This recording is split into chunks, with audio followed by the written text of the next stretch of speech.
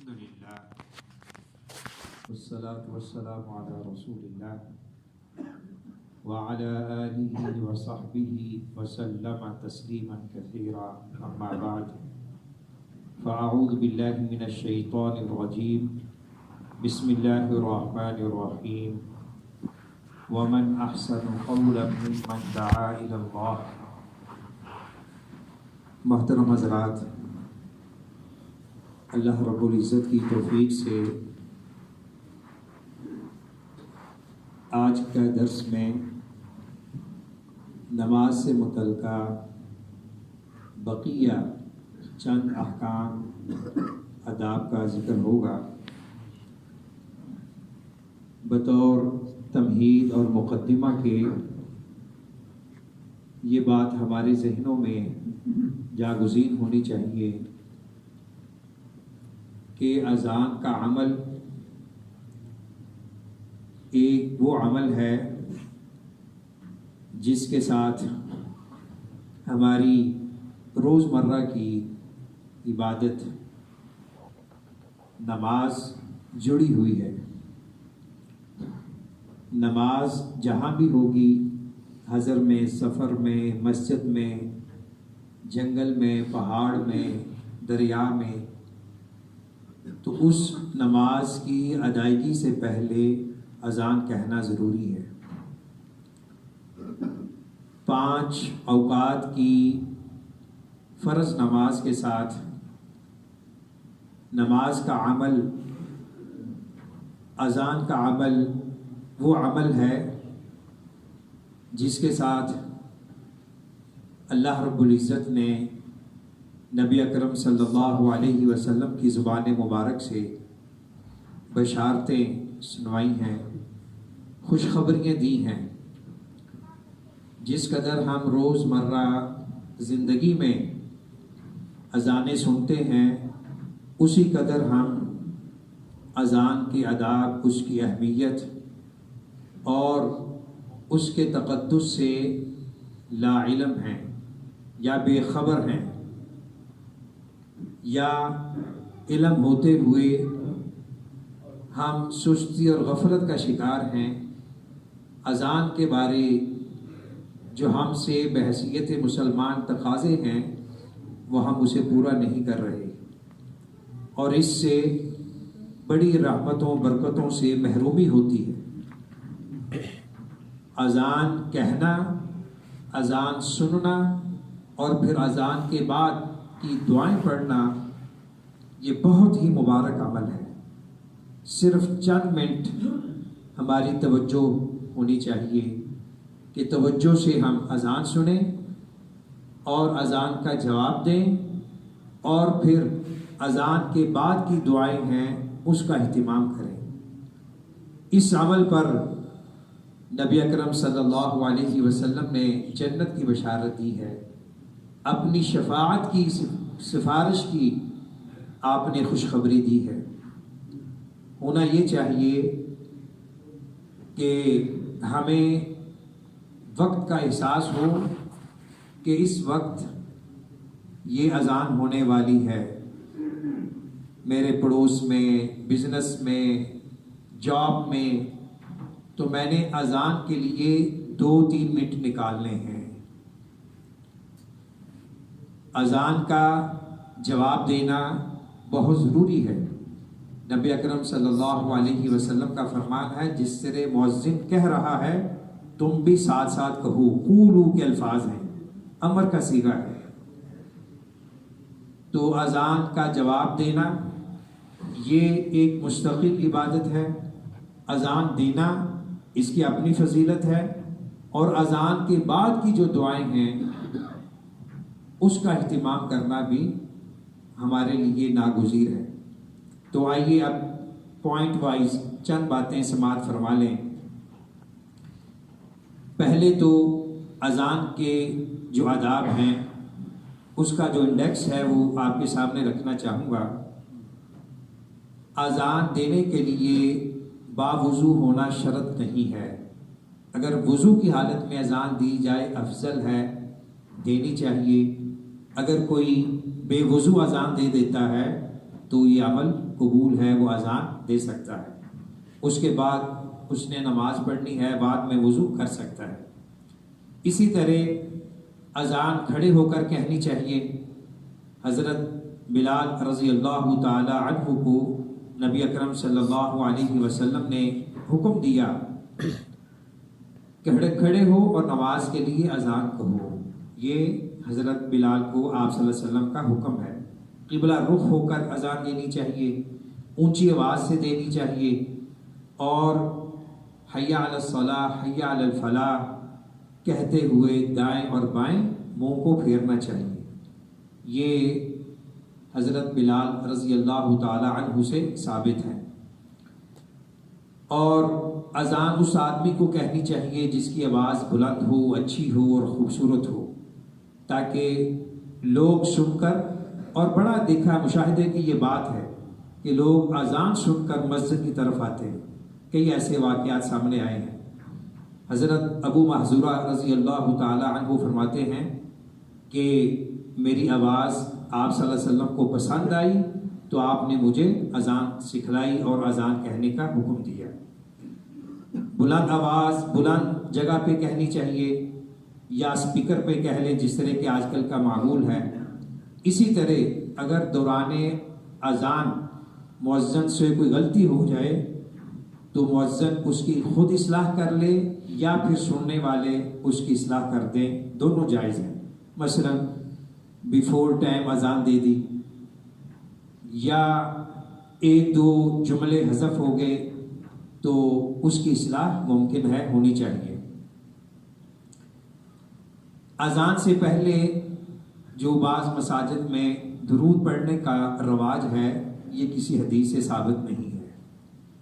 درود شریف پڑھنا بہت بڑی نیکی ہے، اور اسے اذان کا حصہ بنانا یا اذان سے پہلے اس کا پابندی سے اہتمام کرنا، یہ سنت سے ثابت نہیں ہے۔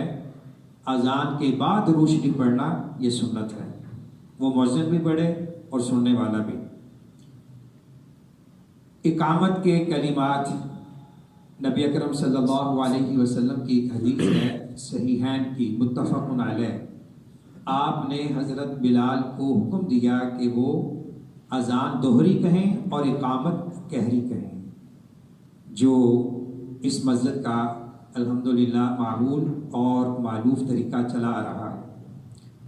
ایک اور اذان ہے، اس عمل کو یا اس اذان کے پروسیس کو اذان بلال کے نام سے موسوم کیا گیا ہے، یعنی حضرت بلال کی اذان۔ دوسری اذان حضرت ابو محذورہ رضی اللہ تعالی عنہ کی، ان کی اذان میں ترجیح ہے، وہ بھی ثابت ہے۔ وہ یہ ہے کہ اذان میں جو اشہد ان لا الہ الا اللہ، اشہد ان محمد رسول اللہ صلی اللہ علیہ وسلم، ہم 2 دفعہ کہتے ہیں نا، تو اس اذان میں 4 دفعہ کہے جاتے ہیں۔ اشہد ان لا الہ الا اللہ پہلی دفعہ ذرا آہستہ، پھر اشہد ان لا الہ الا اللہ یہ بھی آہستہ، پھر ذرا بلند آواز سے، اونچی آواز سے، لمبی آواز سے انہی الفاظ کو دہرانا ہے۔ ترجیع، رجع یرجع سے واپس آنا اس کو کہتے ہیں۔ یعنی 4 یہ جو جملے ہم عموماً کہتے ہیں، اس کو آپ کہہ لیں کہ ڈبل کر دینا ہے، تو یہ اذان بھی ثابت ہے۔ جب یہ اذان کہی جائے تو پھر اقامت میں وہ دوہری کہنی چاہیے۔ یعنی اقامت جس طرح بعض ہمارے احناف مسجدوں میں دوہری اقامت کہتے ہیں، یہ دوہری اقامت اس وقت کہنی چاہیے جب ترجیح کے ساتھ اذان دی جائے، اور جب اذان معمول کے مطابق ہو بغیر ترجیح کے تو پھر اقامت کہری کہنی چاہیے۔ یہ صحیح ہے کی حدیث ہے۔ تو اسی طرح سفر میں اذان اور اقامت کہنی چاہیے، یعنی جب آدمی سفر پہ ہے، اس نے کہیں پڑاؤ کیا ہے، جماعت کے ساتھ پڑھنا چاہتا ہے، 2 آدمی ہیں، 3 ہیں، ایون کہ اکیلا ہے، تب بھی اس کے لیے مستحب ہے کہ وہ اذان کہے اور اقامت کہے۔ نمازیں جمع کرنے کی صورت میں اذان اور اقامت کہنی چاہیے، یعنی اذان ایک دفعہ کہہ دی ٹھیک ہے، اس کے بعد ہر نماز کے لیے اقامت. مثلا کسی نے ظہر اور عصر کو جمع کیا یا مغرب یا عشاء کو، تو ایک دفعہ اذان کہہ دیں اور اس کے بعد اقامت ہر نماز کے لیے. اگر اذان بھی کہہ دے دوبارہ تو کوئی حرج نہیں، یہ بھی جائز ہے. اسی طرح مسجد میں نماز ہو گئی ہے، کچھ حضرات لیٹ آتے ہیں، یعنی کوئی شرعی عذر ہے، وہ آپ کا دوبارہ نماز کرانا چاہتے ہیں، جواز ہے، تو وہ بھی اقامت کہیں گے، ان کو دوبارہ اذان کہنے کی ضرورت نہیں ہے. دوسری جماعت اذان کے بغیر بھی جائز ہے. اسی طرح اگر ایک آدمی ہے تنہا اس نے نماز پڑھی، یعنی لیٹ آیا، اس نے نماز نیت لی، تو بعد میں کوئی شخص آیا وہ اس کے ساتھ شامل ہو جاتا ہے، جماعت بن جاتی ہے، تو اس صورت میں بھی اذان اور اقامت ساقط ہو جائے گی، تو وہ ان کی نماز میں کوئی خلل نہیں ہوگا. فجر سے قبل رات کو اذان کہنا، جسے ہم اذان تہجد کہتے ہیں، حرمین شریفین میں ابھی تک یہ معمول ہے. مثلا اگر آج کل فجر 5:35 یا 40 پہ ہو رہی ہے، تو اس سے 1 گھنٹہ پہلے، آدھا گھنٹہ پہلے، 5 بجے، 4:45 بجے اذان کہنا یہ مسنون ہے، جائز ہے. اس کے کئی فوائد ہیں، ان میں سے اہم کہ جنہوں نے تہجد پڑھنی ہے وہ بیدار ہو جاتے ہیں، جنہوں نے سحری کھانی ہے وہ سحری کی تیاری کر لیتے ہیں، تو یہ جائز ہے. البتہ جو نماز فجر کا ٹائم ہے وہ نماز فجر کی اذان ہی سے شروع ہوگا.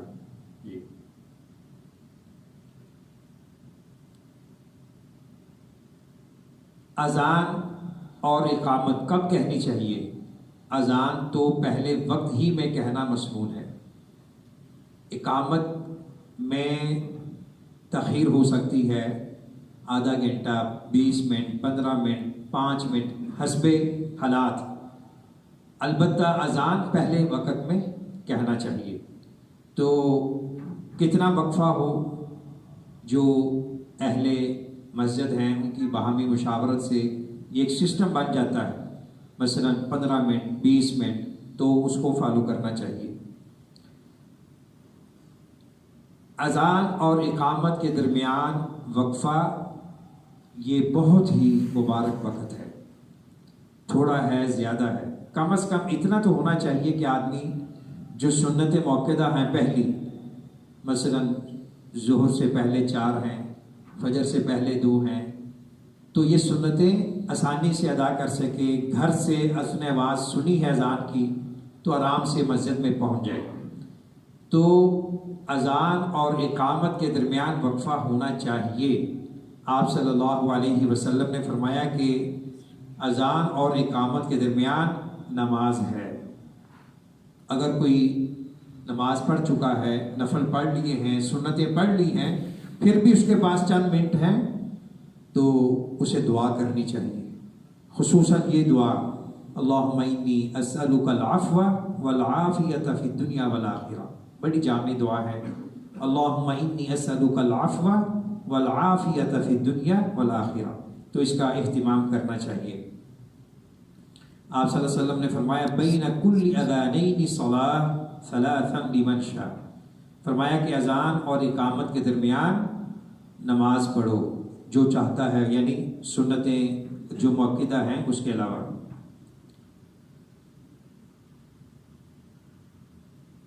کیا اقامت اور جماعت کے درمیان وقفہ جائز ہے؟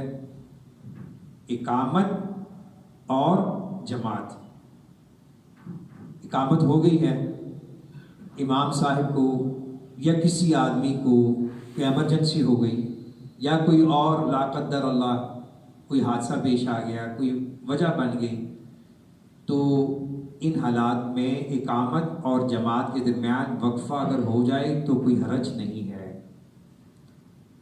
چند منٹ کا. یعنی کوئی، اور اس بارے نبی اکرم صلی اللہ علیہ وسلم کی حدیث ہے کہ آپ نے نماز پڑھانے لگے، صفیں درست ہو گئی، آپ مصلی پہ کھڑے ہوئے تو آپ کو یاد آیا کہ میں نے تو غسل کرنا ہے، تو آپ نے لوگوں کو کہا کہ اپنی جگہ پہ رکے رہو. آپ گھر گئے اور واپس آئے تو آپ کے سر مبارک سے پانی کے قطرے ٹپک رہے تھے. تو اس حدیث سے استدلال کیا گیا ہے اقامت اور جماعت کے درمیان اگر کوئی وقفہ ہو جائے تو اس میں کوئی حرج نہیں ہے. اقامت کون کہے؟ رسول اللہ صلی اللہ علیہ وسلم کے زمانے میں مؤذن ہی اقامت کہتا تھا، اس لیے مؤذن ہی کو اقامت کہنی چاہیے. لیکن ایک شخص اذان کہے اور دوسرا اقامت تو یہ جائز ہے، کیونکہ ایسا کرنا کسی حدیث سے منع نہیں ہے. یہ فقہ کی کتابوں میں سیر حاصل بحث ہے اقامت کس کا رائٹ ہے. تو مختلف دلائل کی روشنی میں ایک یہ موقف ہے کہ یہ مؤذن کا حق ہے، وہ خود کہے یا وہ جس کو اشارہ کر دے.